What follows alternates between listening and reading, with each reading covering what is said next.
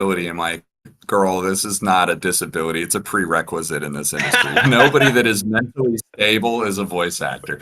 I think that's true of So, all game dev in general, to be honest, especially these actually, no, days. but yeah, it is also true for games. If we were stable, we would be in a more stable industry. Yeah. We So thank you crave for the having me on. insecurity. Absolutely.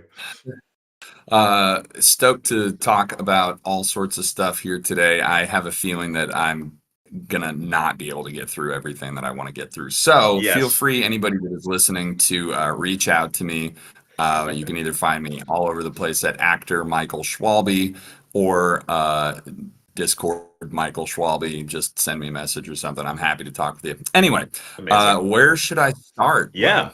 absolutely. Well, welcome to the show. Thank you for giving that offer. As always, we'll include any links pertinent from the episode down below if you're listening Oh, to the recording, so you can hit up Michael.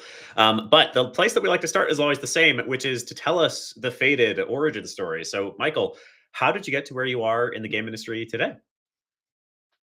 yeah, so everybody's voice acting journey is just so different. So this is not a one size fits all approach, but It's for good. me, I was trying to hack it in the music industry. I am a professional metal singer and other genre singer too. Was singing with a number of different a cappella groups, choral groups, like church things. I was fronting a metal band at the time, and so I was also working at Warner Music Group for one of their distributed labels in sales of all things, and just trying to like make connections, whatever. And but the music industry in like 2010 was just crashing and burning and dying, and so I Hmm. was like, what else can I do with my voice that is not music and that might actually, and I was thinking that could pay me while I'm trying to like tour and stuff. And so I was like, well, this voice acting thing has always sounded pretty fun, and if I could sell music, I could sell myself. So I just started like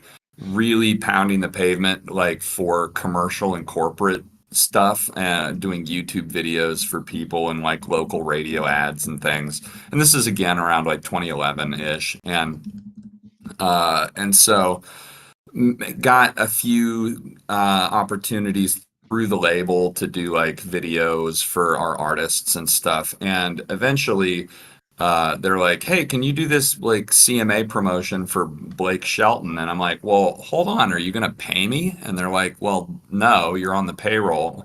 I'm on the payroll at Word Music across the street, not in Artist Creative Media at Warner Music. Like, that's not the same payroll. But they're like, "Well, we don't have a budget," which is a tale as old as time. So Yep. that was really when it was like if you can be good enough for Blake Shelton, you could be good enough for anybody. Like, okay, I'll do it. So I just quit my full-time salary job without ever having gotten a single paid role in voice acting. Just supremely confident that I could do it, and then claimed I was a professional and never proved myself wrong.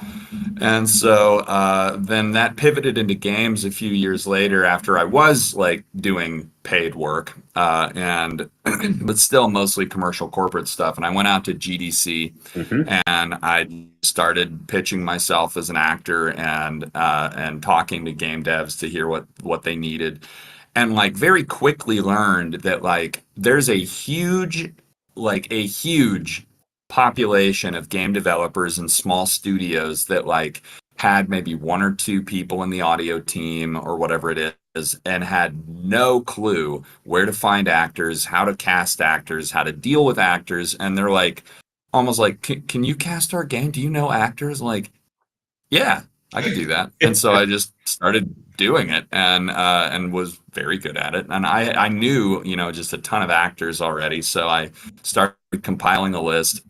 I now have about 450, 500 talent that are all like vetted professional talent with like very solid studios, all sorts of countries around the world, diverse accents and backgrounds and identities, orientations. So I tried really hard to have kind of somebody for any role that pops up, especially because authenticity in casting is so important. And so yeah, it's been 13 years now that I've been doing this. I've contributed to more than 100 games, whether Oh, on whatever side of the table I'm on, and most recently was senior voice director for Zenless Zone Zero's English dub for about a year and a half.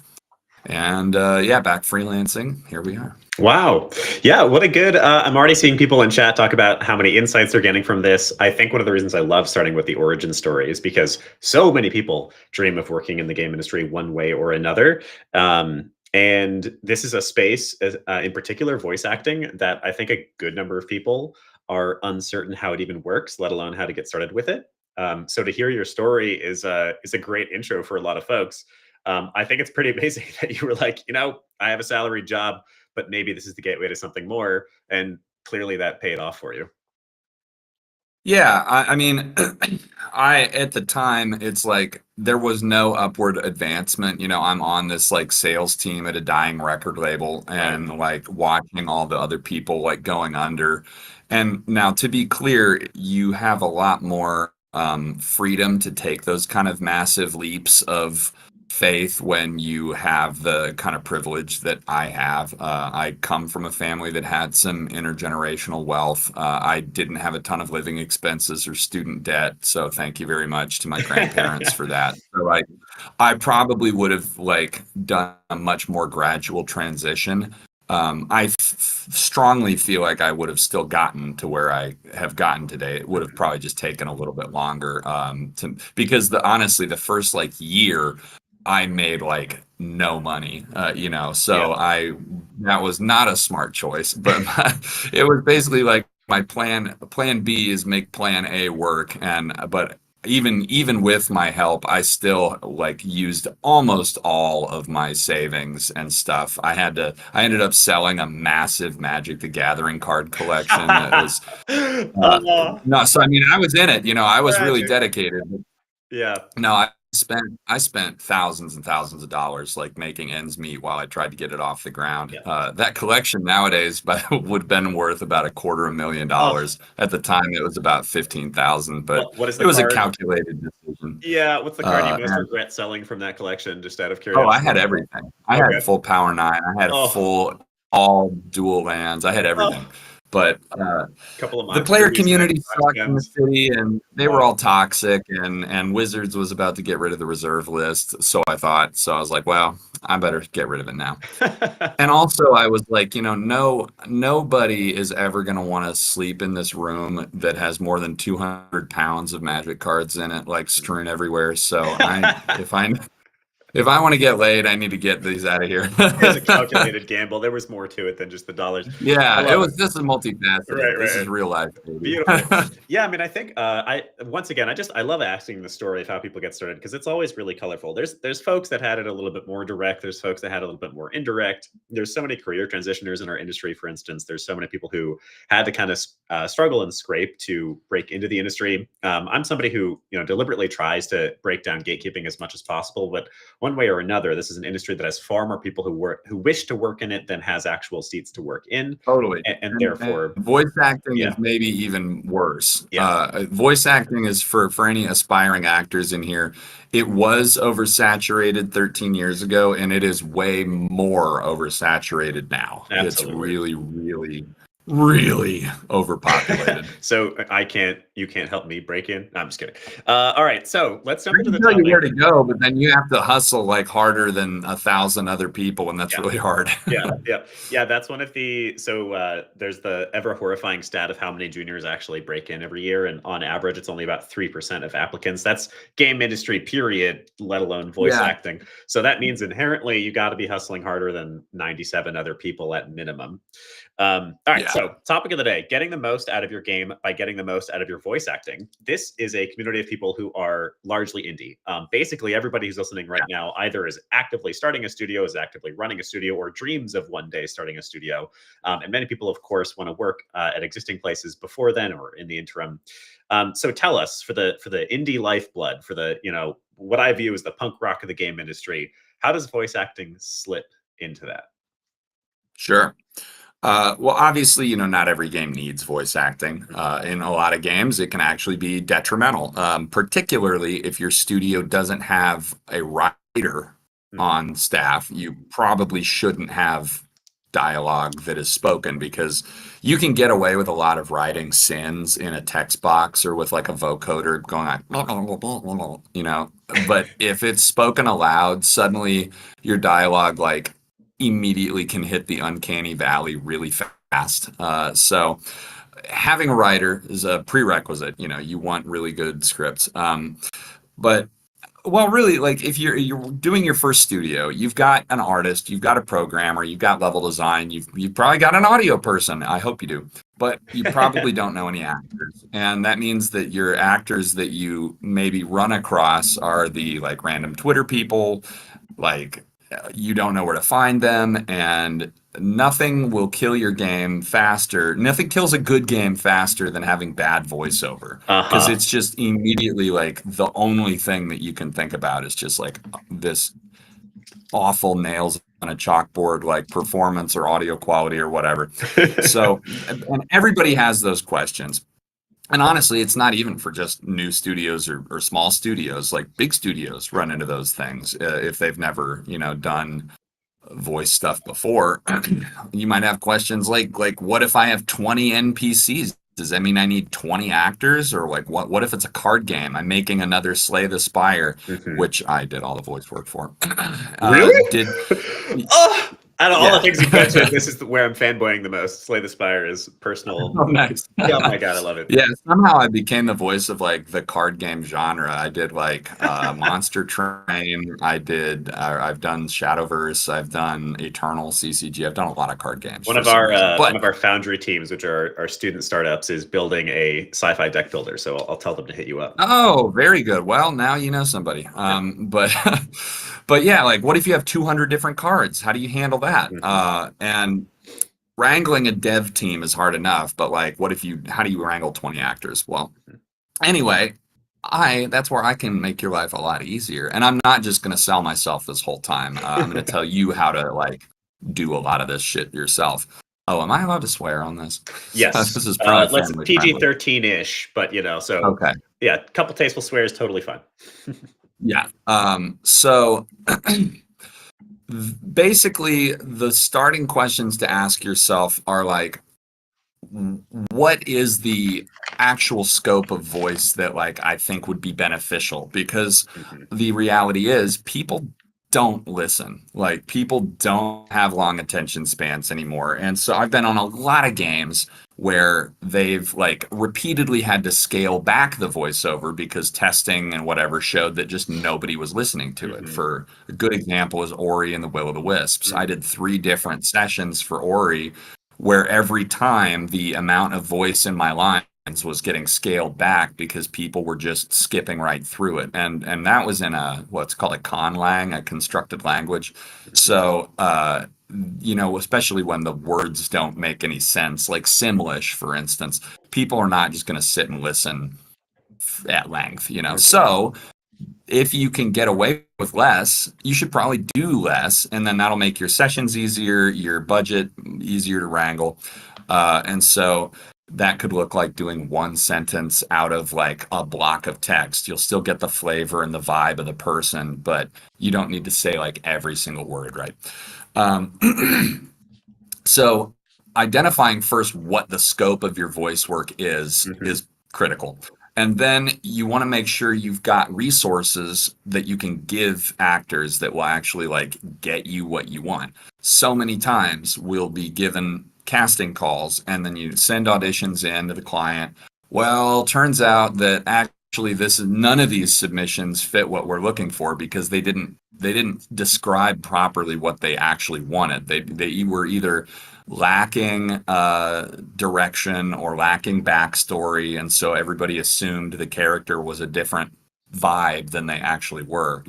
Mhm. So getting together with the team and like deciding the attributes, the collective attributes that you can all agree on for what these characters really represent, and making sure you get it right the first time, because like it's a waste of your time to listen through a bunch of stuff and realize it was wrong. It's a waste of our time to record stuff that Yeah. then you didn't want.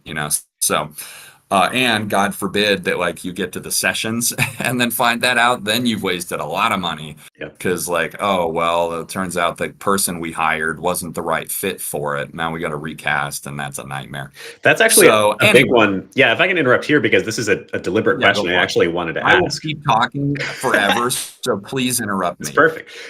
This is great because I love interrupting. So this is a question that I actually wonder about. This is a question that I actually wonder about with voice acting and with production cycles. So I work so heavily in the indie space. At what stage of the production process does it make sense to actually start recording? I'm a game designer. Good question. Yeah, which means there's so much Late. iteration. So yeah, exactly that. So tell us when.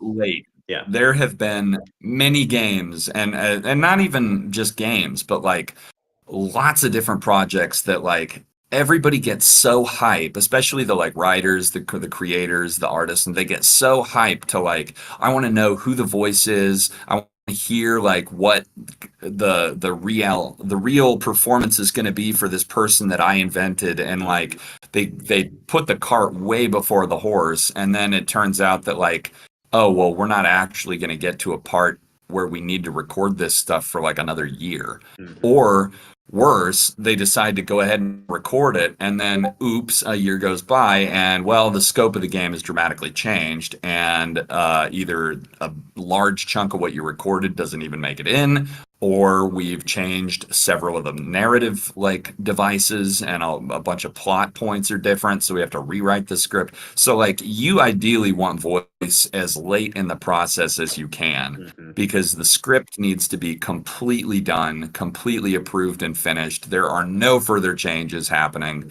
no renaming of characters, no whatever.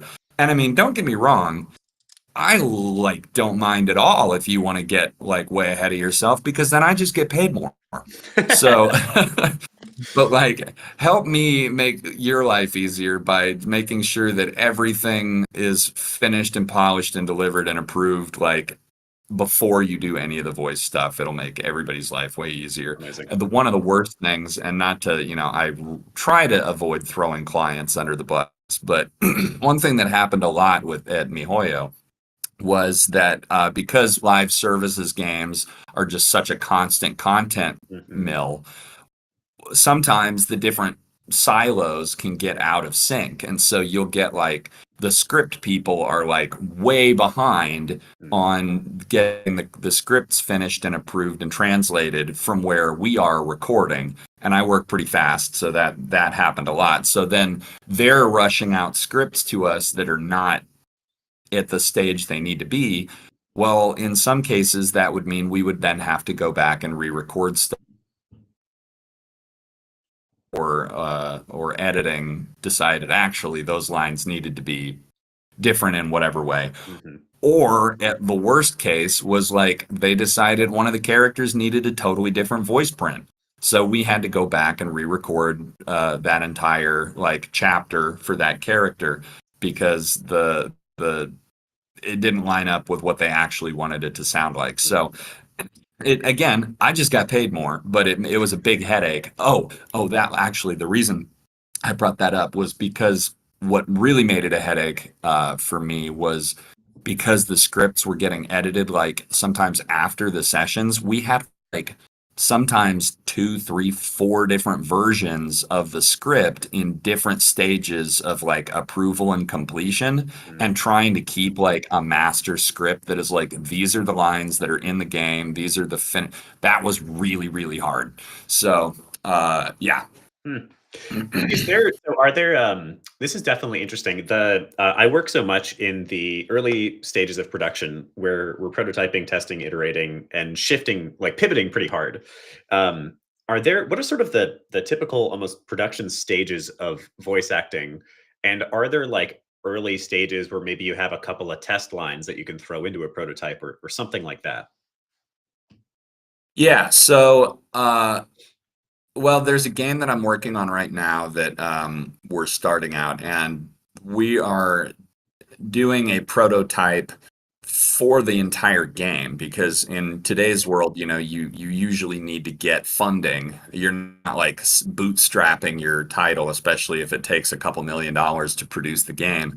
So we're making vertical slice, like proof of concept demo of the game, showing off the mechanics and a couple of the characters.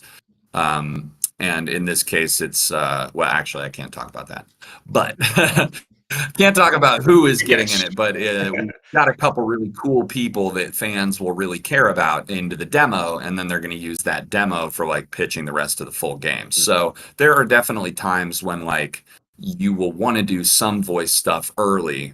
Um, oh, another good example would be System Shock, and I can actually talk about that. So System Shock, I cast and directed the remake for Night Dive, and we did the original demo for that back in like 8 years ago, like way early, and we recorded Rachel Messer and a couple other people for the demo, and then they used that demo for Kickstarter for all the other stuff. Raised $1.5 million, and but then we didn't do the actual like full games voice acting for like another 6 years for another there that was a tumultuous production cycle or development cycle, but uh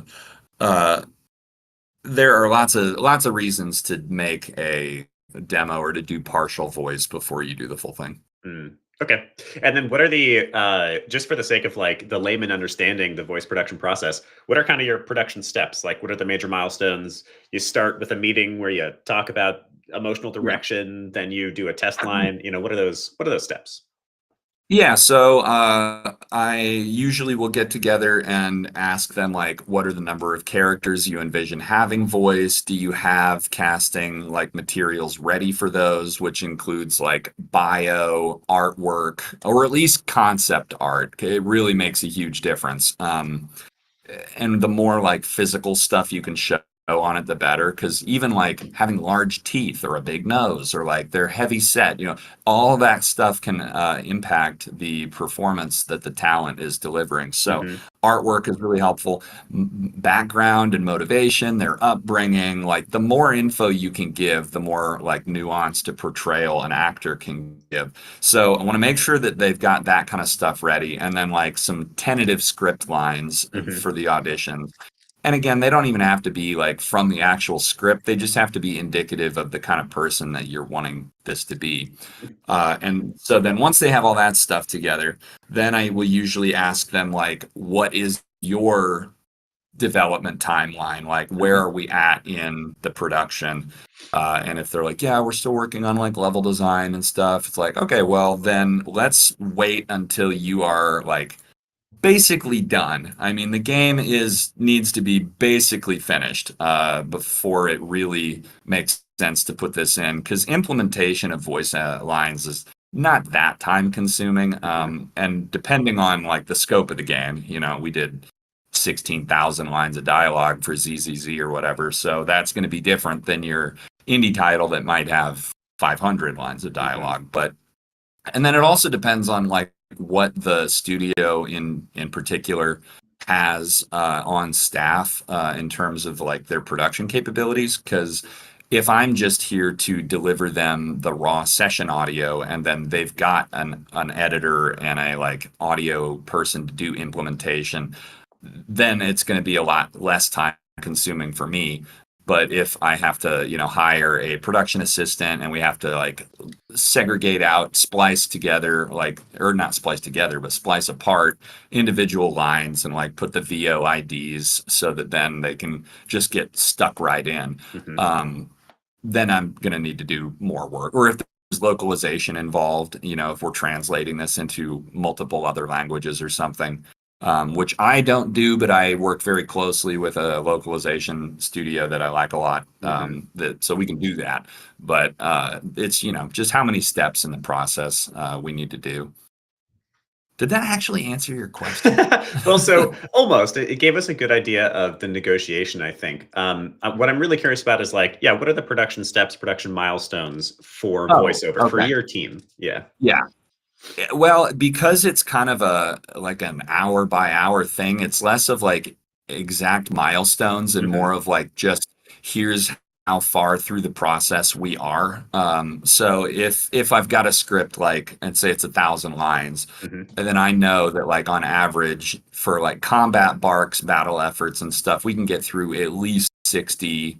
or more an hour, maybe 100 if there's no reference audio, because anytime you're like basing it off of Chinese or Japanese like original stuff, it's you got to take time to listen to the references and stuff. Hmm. So if we can do 60 to 100 lines an hour, we can get through that in like 10 hours. And so then I can just give like, yep, after week one, we're 60% of the way through Hmm. this. We've got that is over at the production assistant that they're putting it in the Dropbox right now for like getting those, the keeper takes edited out.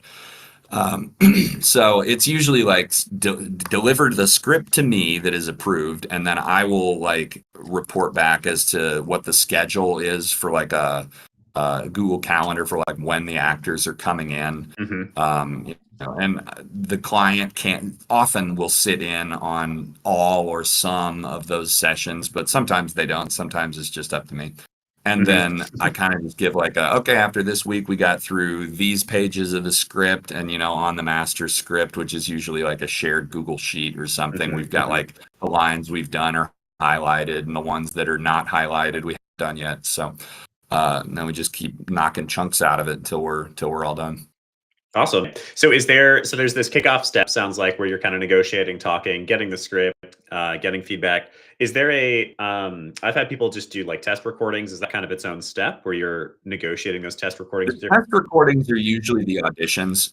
So Okay. by the time that you auditioned for the character, you're trusting that that's going to be indicative of the quality of audio that the talent is going to have available. Okay. And so if there is a home studio involved, sometimes we'll schedule like a 10 minute or 5 minute like pre-session Hmm. like audio check just to make sure that the tech issues are sorted in advance so we're not Hmm. wasting studio time. But depending on the size of the game or the budget, we can also just have everybody going to like a central studio in Los Angeles or something. That's pretty common, Okay. and we'll go from there. Okay, sweet. And then is there some kind of after the recording? So we've got, it sounds like you kind of break it down into milestones that make sense. We're going to be able to deliver chapter one by this date, chapter two by this date, or these characters by this Yeah. date. Is there any kind of, with so many other creative fields like our visual artists, we're going to go back and forth with the client a little bit. They're going to be like, nah, that's not quite right.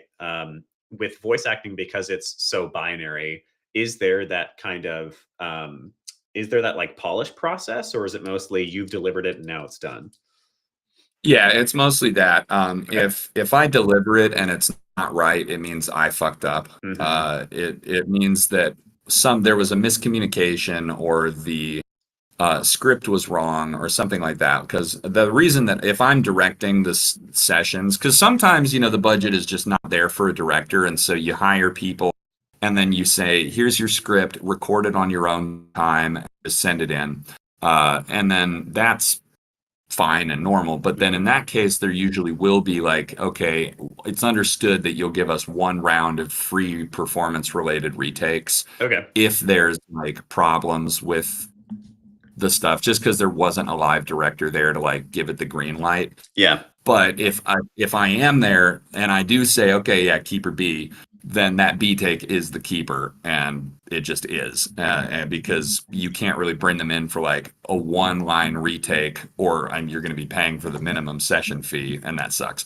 So, Hmm. but usually we will get a minimum of two and up to 10 if it's really struggling Hmm. takes before I give the thumbs up and we move on. I'm pretty meticulous about whether a take is good or not. Nice. Okay, sweet. So then, if I had to simplify this process down, this is we have people listen who are in all the different fields, and mostly people who are listening are more junior. So I like to kind of get the simple takeaways for them. Sure. It sounds like the like four main kind of stages is something of a kickoff. You're negotiating, you're talking. The audition phase, the client is maybe listening to some of those test recordings and giving some feedback. You're finding the right person. Oh, yeah, yeah, and Yeah. to talk about the casting process, because I haven't Hmm. really talked about that yet. So usually what will happen is I get those casting sheets, the materials from the client. Hmm. I then will send out a blast to my email list that I said I got like 500 people on it. That then usually it's like 24 hours, maybe 48 hours. Like actors, we work very quickly because it's just we're used to it. Hmm. So I will then have a Dropbox link. They upload stuff, and then I will ask the client like, how many shortlist submissions do you want? And either there's like three options. Either I just send everything I get to the client because some clients just want to hear everybody. Hmm. Uh, Most of the time they will say, give me your top 10. And then I'll listen through everybody, pick the 10 that I think are the most competitive and or the most like representative of the options available, the choices that people are making. Hmm. And then I'll still send them the others, but in a different folder that's like the non-shortlist.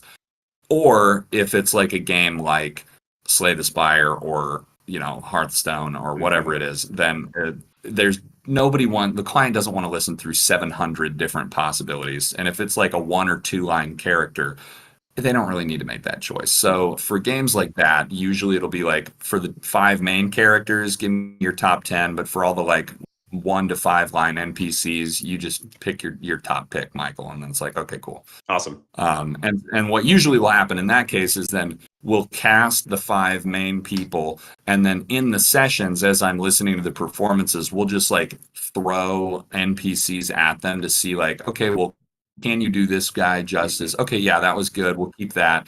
Okay, well then let's do these other two. And so you kind of fit the other pieces in like kind of jigsaw-esque during the sessions.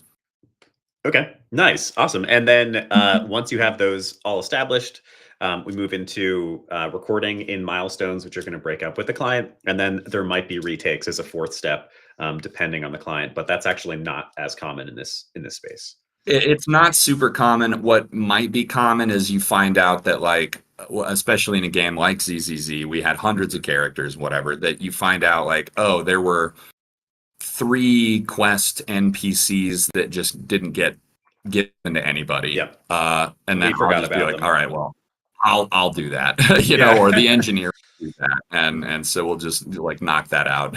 Got it. Awesome. All right. So it's about time for us to switch to questions from the community. But before then, I interrupted you. I don't know, 7 years ago. Is there anything else that you want to throw in? Any other lessons to give? Well, I want to talk really well, attempting to talk quickly about the union versus non-union aspect of it, because that's really Okay. important right now. Union actors have been on strike since last July, fighting for AI protections in our contracts, and it's going pretty well.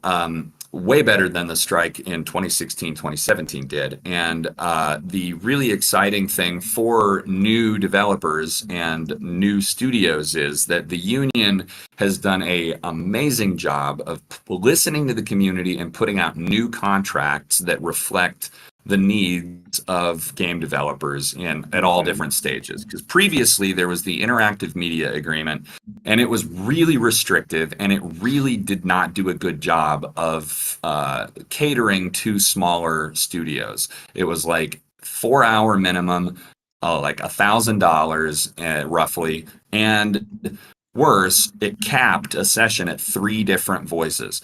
Well, what am I supposed to do if I'm doing, Slay the Spire? It's got it like 22, and that is like 7 sessions, but we don't need seven. That was a two-person development team. They didn't have $7,500 to throw a voiceover at the time. Hmm. And most games are like that. You have an RTS game. You've got 50 different units, and all of them just go, Roger, sir, moving out. Go, go, go. Like, I don't need 4 hour session to do those, so the new contracts are way, way better. And they just released game jam and student waivers so that low budget, no budget projects, even down to like your indie game jams at the IGDA or at your student project for your final development project for your degree, you can work with union talent if you can find them that are, and they'll agree to it. But you have a contract that allows you to hire and work with union talent right from the get-go. So between that and then some new tiered budget agreements that have 4 different rates set for the production budget of your game. So it's like rate one, tier one is under $1 million total production budget. Hmm. And that would allow you to hire actors for as little as like $85 $500 an hour, up to the tier 4 or the full agreement, which is back to like 1100 for a 4-hour session. But Mm. like, and that's like for $50 million games or above. So Wow. the tiered budget agreements give a lot of flexibility in the number of voices you can do per session and the amount that the sessions charge. Um, that just the flexibility was never there before. Yeah. Amazing. That's really interesting, actually. It's something that I've been curious about myself, and I'm sure people in this space are curious about, which is no budget games, low budget games, or self-funded games. If they're going to Kickstarter in 6 months, how do they get a couple of free voice lines? Do people ever work on rev share? Do people work on some kind of like profit agreement later? If the game makes money, you get some cut or something Sure. like that. Well, so the tiered budget agreement kind of takes that into account. And this Mhm. is one of the reasons that like it can actually make your life easier to work with the union now as a new developer, is that like all the legal agreements, the protections, the like NDAs, like all the stuff on the back end is already in these contracts. You don't have to figure out like where do I find a contract to protect myself or to protect the talent or whatever. Like it's already there. And so in this case, the tiered budget agreements make up for the lower upfront session fees by having secondary compensation that happens at predetermined sales like metrics. So Mm. in this case, and they're big, so it won't trigger most of the time. So it's like you get for tier 1, for instance, costs like $337 for a 4-hour session for your actor, unlimited number of voices. And then if your game sells 500,000 copies, Mhm. then you pay the actors a full scale session fee of another like $1,100 at 500,000 copies and at 1 million copies. But Mm. every developer I've ever talked to is like, bro, if our game sells 500,000 copies, I would love to pay the actors an extra few thousand I'll pay dollars. as much Like as you want. that, Yeah. Amazing. yeah. So it I think takes that into account. Yeah. There isn't like a good revenue share agreement necessarily,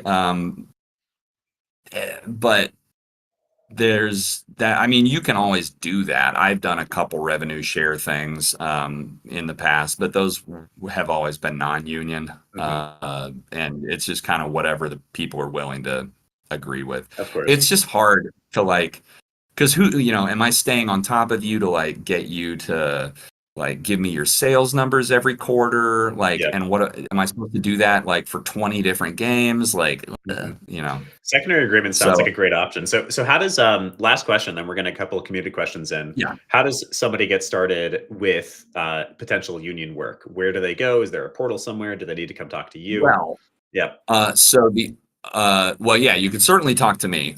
You can also just email interactive at sagaftra.org. Okay. That's like the video game division. They're really, really good. The negotiating committee for the strike and the new interactive people are really great, really knowledgeable right now. Mhm. But you can also just reach out to me because I don't have a life, and I'm happy to talk to you about this stuff. The other thing is, if you're a talent wanting to figure out how to do union stuff, this also uh, this also gives you a great pathway into the union, because the main way that you get eligibility to join the actors union, SAG-AFTRA, it's SAGAFTRA, Mhm. is by doing a union job. And so if you get one of these like student projects, but it's registered with the union, congratulations, now you have union eligibility. So Mhm. that's a pathway to get into the union. And there's pros and cons to that I don't have time to talk about right Of now, course. Yeah. but you can feel free to hit me up. Okay. Can you spell that for us one more time? Interactive at Yeah.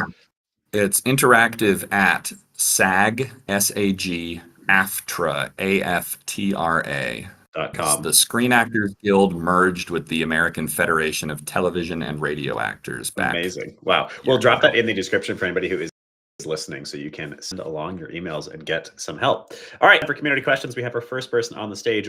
Rick, would you like to begin? Oh, Rick, you are Oh, can't hear silent. you, Rick. We can't hear you. Can't hear you at all. I can find your question. Let's see. Oh no. Dead air. Rick, we'll get you for a second question if you can't figure it out. Rick's question is, what are good strategies to create consistency in voice acting quality on a team that operates remotely? Yeah, that's a great question. First, you should like try to ask the talent what microphone, like what their signal chain is, and preferably they're either using a shotgun microphone, diaphragm condenser microphone, so something like a TLM 103. They probably don't have a U87, but even like a Blue Yeti can potentially, if it's in a good space, can be usable. It's mostly going to be about, do you have a treated recording space that is like free of reflections and outside audio? That, by more than anything, that is what matters. And then beyond that, making sure they all send it completely raw, because you'll get people sending their audio in at like, oh yeah, well I put a high pass filter on it and some EQ and some compression and blah blah blah. And like, if you have people sending all that stuff at like all these different levels, obviously that's going to create a huge headache for trying to match the audio quality on the back end.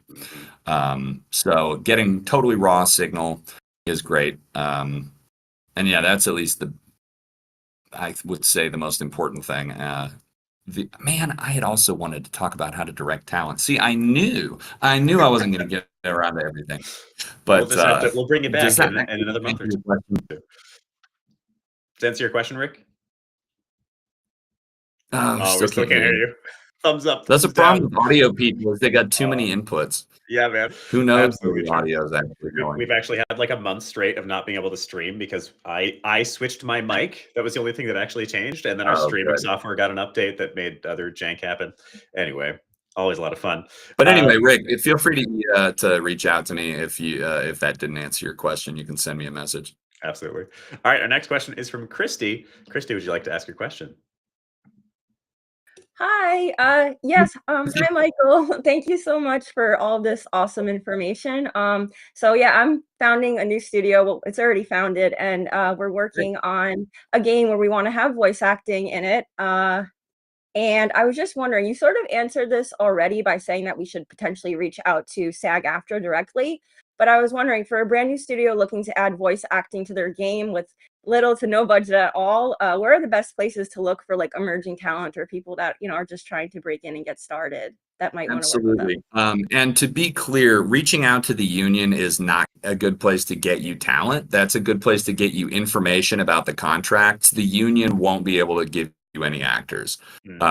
They will just say, reach out to, talent agencies or whatever, but those actors are also probably going to be kind of expensive. So the best place to reach out to find talent is, if you're trying to just host your own casting call, is a Discord server called the Voice Acting Club.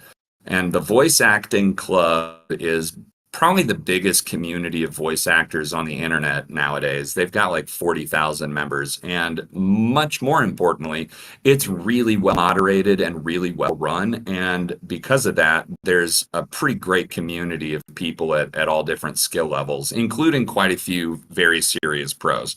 I'm in that channel, but it's started by an actress named Kira Buckland, who is 2B in Near Automata, and she's Jolene in JoJo's Bizarre Adventures, whatever. So very, very serious talent in that server. And they've got a casting call channel that lots of people go to find new work. So you can go there and post your casting call and get lots of talent interested in your game. There's also a worse community called Casting Call Club.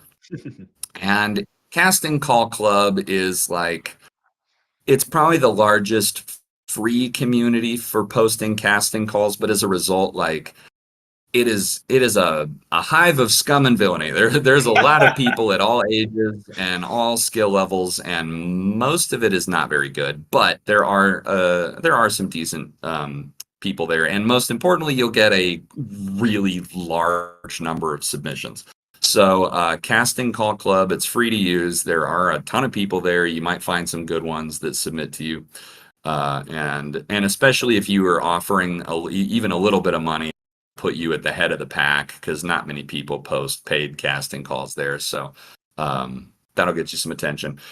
And then Twitter, is it's a Nazi shithole now, but like Twitter does still have a pretty good actor community on it. And even though your visibility will probably get artificially squashed by not paying for an advertisement, you might still be able to get some traction posting it on Twitter. Blue Sky has a lot of actors on it, so I would at least post it on Twitter and Blue Sky, maybe LinkedIn. LinkedIn has surprisingly good visibility too. So there's, but yeah, voice acting club is by far and away my number one. Amazing. Or you can reach out to me, and I'll be happy to help you out too. Fantastic. Okay, great. Would it be okay if I asked a quick follow-up question to that? Sure, Christy. Yeah.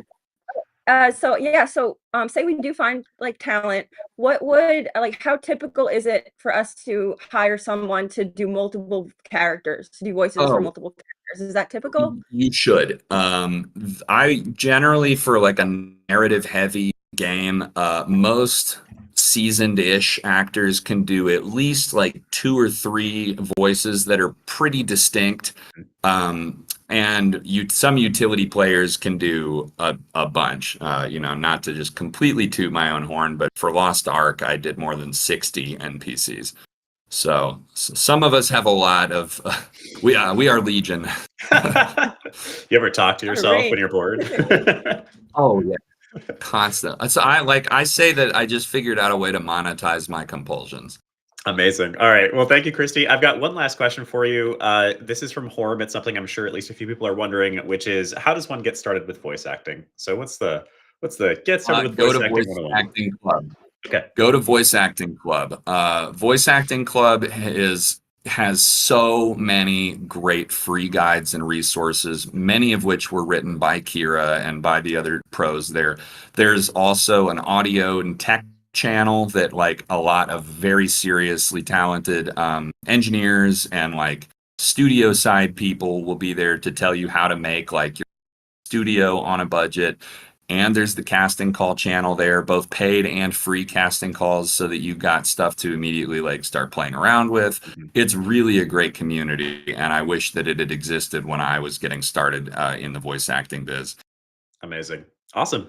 All right. So it is the end of our episode. Before we say goodbye, there's 2 things we like to do. So, Michael, first and foremost, we actually like to assign homework. So, what is something that the audience can do in the next week? It'll take them about an hour to practice some of what we talked about here.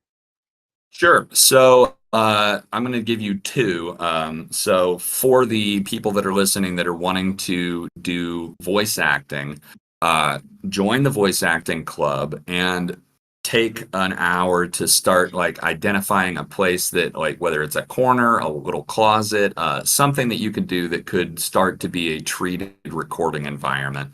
And then just read the FAQ and the like starting voice acting guides on Voice Acting Club. It'll give you a wealth of free info. It's really a great place. And then also consider not doing voice acting because it is a terrible industry right now. It is in such a bad place. Between AI and how overrated it is, like if you want to do it professionally, it is not a great time. But it can still be fun. So give it a try for a hobby at least, and you'll have some fun. For the people that are on the studio side, I would say if you're making a game, start thinking of your characters in terms of these like casting sheets, bio breakdowns and stuff. And even if you're not making a game right now, make one for your D&D character. Do something that like and challenge yourself to think about your creations, your characters in terms of like what's their motivation, what's their backstory, what's their age, height, like physical attributes. What would a voice for them sound like? And then if you are not in a character creation space, but if you're in a like studio programmer kind of space, get together with your development teams, and if you're thinking of putting voice in your game, see if you can direct each other into some characters. Like pick your character sheets or whatever, and then ask emotion focused questions, like try to see if you can get each other into a good performance space, because it'll save you money if you work through those issues with your team members instead of figuring out like in the session that you don't know how to direct an actor. Genius. I love that. All right. There's a lot of different homework for the diverse people. That's perfect. So we have a branching path homework for this week. So y'all, if you Yeah, are a voice exactly. actor and you want to work into it, join the voice acting club, do some of the first exercises, create a little recording studio, and then tell us about how that went. Maybe give us a picture of your closet recording studio. If you are on the studio side, write a character bio, something that you would hand off to a voice actor to get them set up and started recording for your character. We'd love to see that posted. That seems like a really fun, easy one for people to try. And then if you are on the engineering or tech side, do a test recording, test implementation, and tell us how that went. We'd love to see homework posted to LinkedIn, especially. You can tag us at the Indie Game Academy, and you can tag Michael Schwalbe. And you can also, if you're insecure about posting, drop it in the Discord instead. All right, Mike, before we say goodbye, do you have any last words of wisdom or anything you'd like to plug here at the end of the episode? Let's see. Probably that the world is all on fire, and we all know it is, and yet we persevere. Mm-hmm. I love that. Things will get better, and they wouldn't have to work so hard at crushing our spirit if all of what they believed was actually true. So keep fighting the good fight, everybody. I know the development space and acting space is a very diverse queer space, and just remember, the divine right of kings fell worldwide within a single human lifespan. It's not about to come back. Yep. I tell myself the same thing. I love that. It is a tough time period. One of the most wonderful moments for me in the past couple of months was actually at GDC at the Indie Game Federation Awards, where they said, doing what you do, continuing development, creating games is an act of defiance. And it's true. It is. We oppose a death cult. Therefore, our very first weapon is to live. Yeah, exactly. And to continue your art and to say, I don't care what you do to me. I'm going to still make wonderful, beautiful stuff. All right. It has been a great episode. Michael, thank you so much for your time and for answering our questions. Thank you to those who asked questions, and thank you to those who are live in the audience. We will be here every Wednesday at 12 p.m. Eastern time. So come by and join us for the next one. There are links to join down below. Michael, we lost you for like 1 second. Are you still there? Oh, yeah. Goodbye. Okay, cool. Thank you for being here, Michael. And we'll see everybody again next week. See ya.